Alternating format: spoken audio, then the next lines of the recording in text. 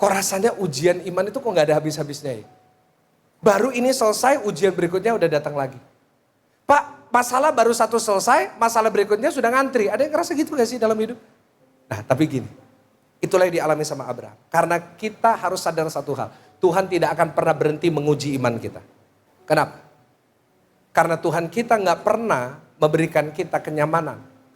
Kalau mau nyaman, ya jangan ikut Tuhan, jangan beriman. Karena seringkali dalam hidup kita saat kita udah mulai nyaman, tiba-tiba muncul ujian berikutnya. Udah mulai nyaman lagi, muncul ujian berikutnya. Pak, kenapa ikut Tuhan kadang-kadang gak seindah yang orang katakan? Kenapa ada ujian? Karena Tuhan tidak pernah desain hidup kita nyaman. Tuhan desain hidup kita, hidup bukan hidup nyaman, tapi hidup yang bertumbuh. Ulangin sama-sama, hidup yang apa? Dan untuk bertumbuh butuh ujian. Hari ini kalau ngadepin ujian, puji Tuhan. Kenapa? Karena itu kesempatan kita bisa bertumbuh. Ketika dia diuji dan dia lulus, dia dapat lebih daripada yang dia doakan. Dari situ saya belajar prinsip yang ketiga, prinsip yang terakhir. Yaitu ujian iman kita tidak pernah sia-sia. Ulangin sama-sama 1, 2, 3. Ujian iman kita tidak pernah apa? Kasih tahu kanan kiri, tidak sia-sia.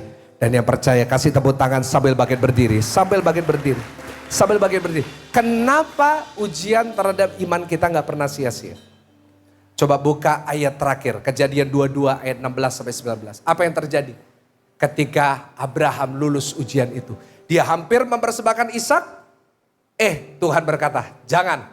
Aku sekarang udah tahu hatimu. Dia mendapat lebih daripada yang dia doakan. Apa itu? Coba baca 3 ayat terakhir, saya akan baca ayat 16-17. Dan ayat 18 kita akan baca bersama-sama. Katanya, aku bersumpah demi diriku, Tuhan bersumpah. Demikianlah firman Tuhan. Karena engkau telah berbuat demikian dan engkau tidak segan-segan menyerahkan anakmu yang tunggal kepadaku. Dikatakan di ayat 17 apa?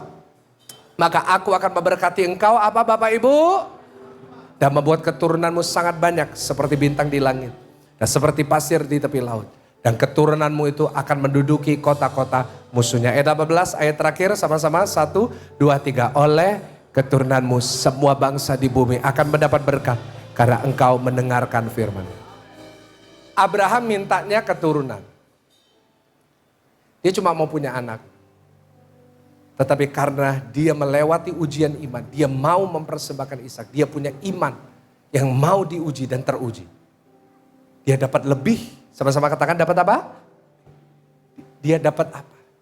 Dia dapat dia dan semua keturunannya akan diberkati. Bukan hanya itu. Tetapi keturunannya juga jadi berkat.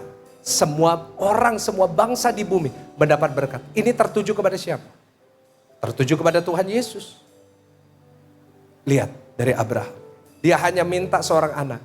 Tapi Tuhan kasih lebih. Dari keturunannya lahirlah Tuhan Yesus. Yang lewat karyanya di atas kayu salib.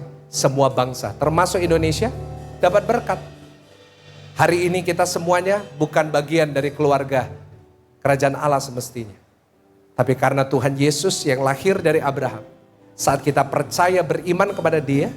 Kita dimasukkan ke dalam keluarga Tuhan. Dan kita diberkati dengan keselamatan. Kita diberkati dengan kasih karunia. Kasih tepuk tangan yang paling meriah. Hanya karena Abraham taat, setia, bertahan sampai akhirnya. Hari ini mungkin kau lagi diuji imannya. Iman saudara lagi di titik rendah. Gak ada masalah. Hari ini tetap bertahan sampai kapanpun. Hari ini jangan terus pandang kenyataan. Pandang Tuhan yang melampaui kenyataan.